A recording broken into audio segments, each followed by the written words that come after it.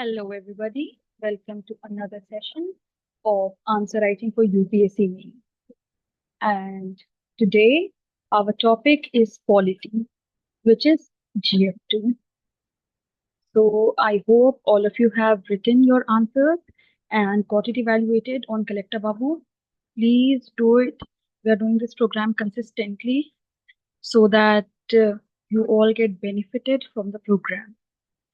Now, let's come to the question for today, and we'll be discussing 3 questions.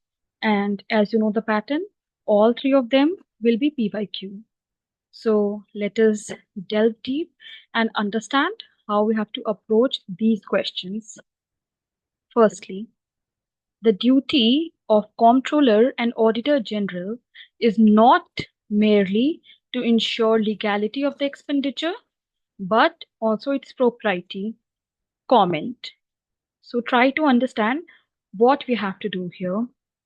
We have to talk about the office of Comptroller and Auditor General and show how it fulfills both functions, legality of expenditure and also its propriety. So the body will be divided in 2 parts. One for legality of expenditure and second part for propriety.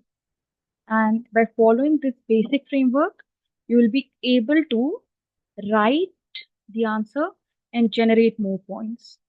Further, it is a 10 marker. So you can just write way forward after that in 1 or 2 lines or conclude by way forward because we do not have a lot of space to write this answer. Whereas if it would have been a 15 marker, then you guys should have also written the challenges, various other measures like best practices. For example, the continental countries, they follow the practice of audit codes. Countries like Japan, it follows the practice of multi-member CAG. So when giving way forward, you can suggest those best practices as well. But it is a 10 marker, so let us delve into it.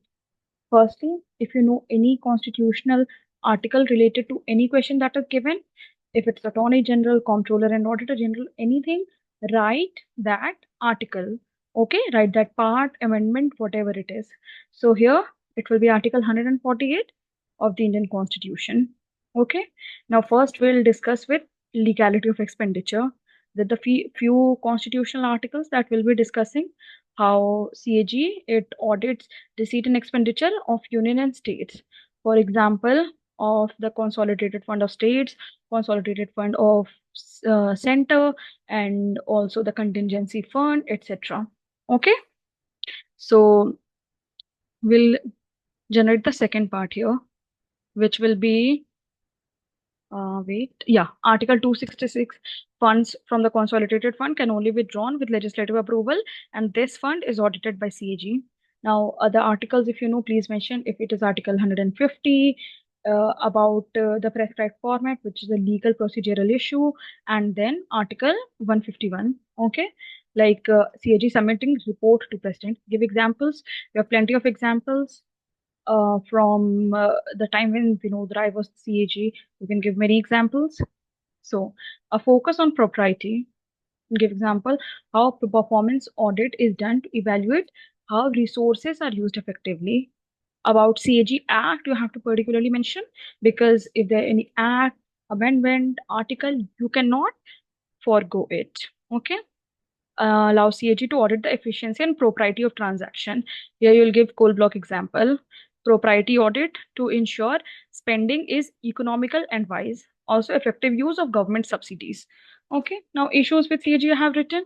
You do not need to write particularly this in 10 marker. If you will write, it is fine. Then you will have to adjust word limits in the previous parts. Okay, and then adopting a British system where CAG is both a comptroller as well as auditor general can strengthen the role of CAG as a pillar of fiscal federalism. Very basic, simple. You just need to have some facts and examples and memorize all the articles, important articles related to constitutional offices that will be helpful in framing introduction and conclusion part. Now, the second part is analyze the role of local bodies in providing in providing good governance at local level and bringing out pros and cons of merging local bodies with urban local bodies. Okay, this is again a PYQ of 2024 and it is a 10 marker. Same pattern, 2 pages, and how you'll have to ensure efficiency in your answer writing. Okay, so let us delve into this. Okay, role in enhancing good governance. Okay, role enhance good governance, decentralized decision making, right? Local communities, gram sabha, etc. They participate. Now you have to talk about effective service delivery. Okay, they are they are very important in last mile delivery of services, right?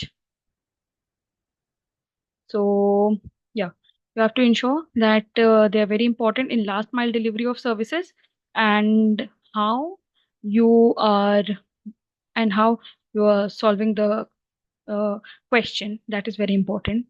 Okay, now one more point you can talk about: transparency, accountability, etc. Mechanisms like social audit, public disclosure, they encourage citizen participation. We are talking about good governance.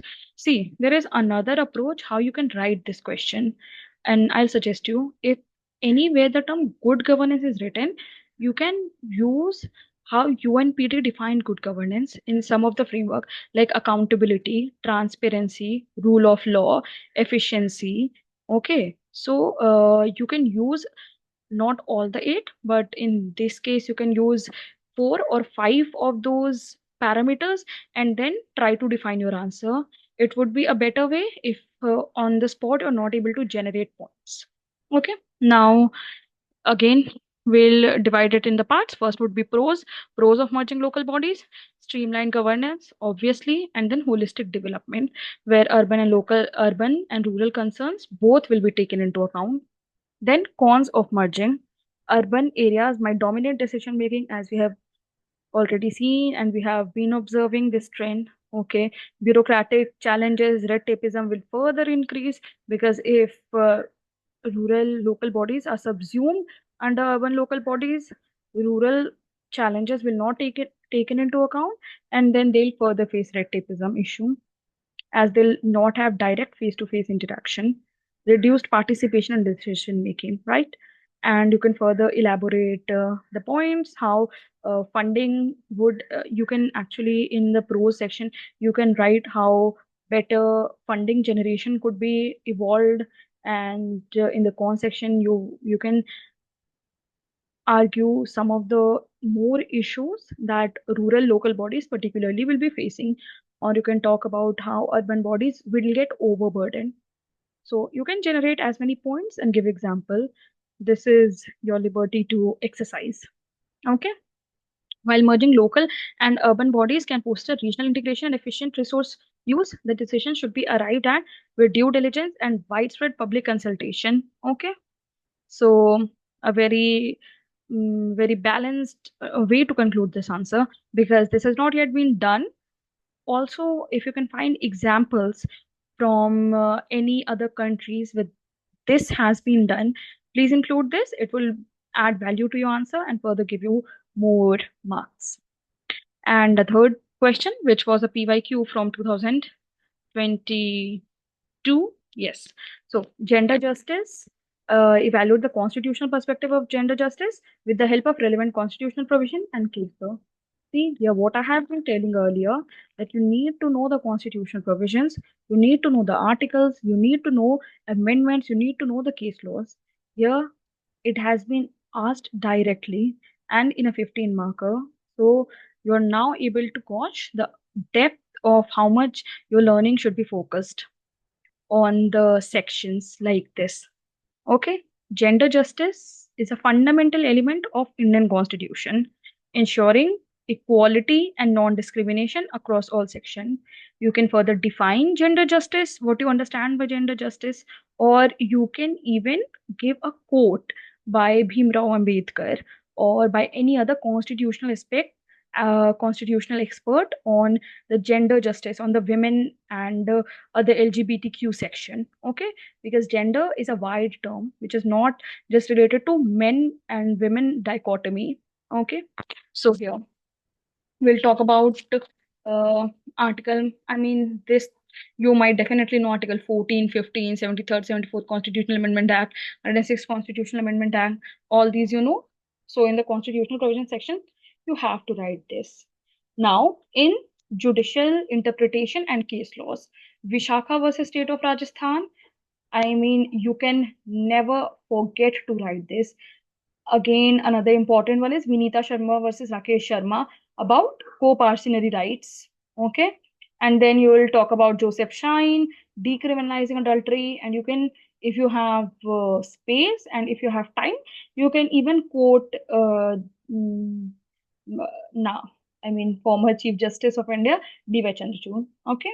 Now, talk about Navdeep Singh Johar judgment because as I have already talked about, gender has to be seen in that spectrum of LGBTQ as well and not restricted to only women. Okay, Babita Punya case about Indian Army, Navy, about the Permanent Commission. You can even talk about NDA case where got the chance to women got the chance to write the NDA examination. Okay. And now we will talk about the challenges because it is 15 marker. We should definitely talk about the challenges that prevent us from achieving gender justice. Okay. You can talk about and you can give plenty of data and example. And whatever you're writing, please support by data. Yeah, I have given the framework how you'll be writing, but bring the latest data which you have. There you can also talk about gender inequality index, India's ranking in it.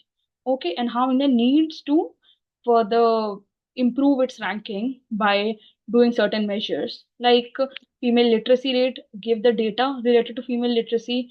Okay, give the latest data related to female labor force participation either by Niti Aayog or by economic survey or by CMIE. Any of the data you can take and just write in the bracket from where you have taken the data.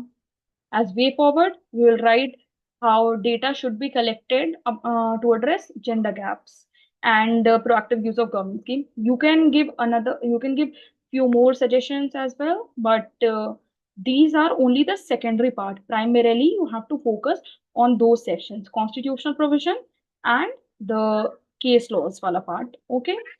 Now you can conclude by saying India's rank in gender inequality index has improved consistently over the last 10 years, over the decade, and overcoming the aforementioned challenges will help in achieving gender justice in true sense. Okay. I hope you all are following the session and please keep on writing answers as much as possible because in the long run only that will be helpful. So hopefully happy writing and take care. Bye bye. Now we'll meet on Monday and we'll be discussing GS3 and please write the answers.